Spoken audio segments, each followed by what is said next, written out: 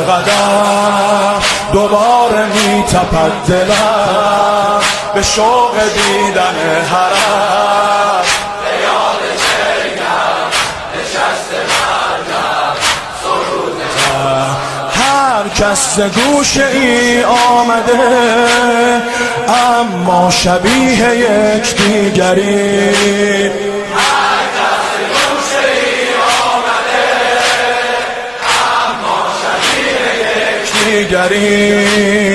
دور از نژاد و رنگ و زبان گویا همه ز یک مادری.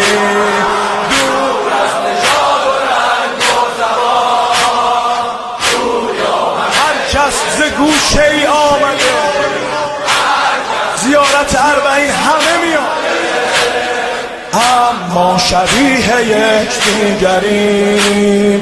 دور از نژاد و رنگ و زبان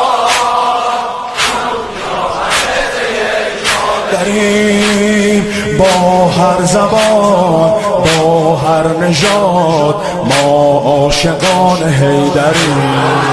با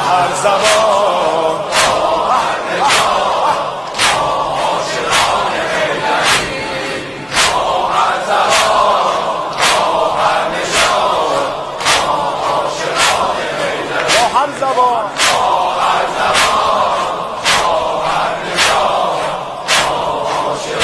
حیدری رزمنده ای تا وقتی ما زنده ای به عشق تو بنده ای. تو بودی تنها ز روی زهرا شرمنده ای. رزمنده ای تا وقتی ما زنده ای به عشق تو بنده خدایی به عشق تو ز روی زهرا رزمنده ای تا وقتی ما زنده ای به عشق تو بنده ای. تو بودی تنها ز روی زهرا شرمنده ای. این سیل جاری جمعیت کابوس هر شب دشمن است.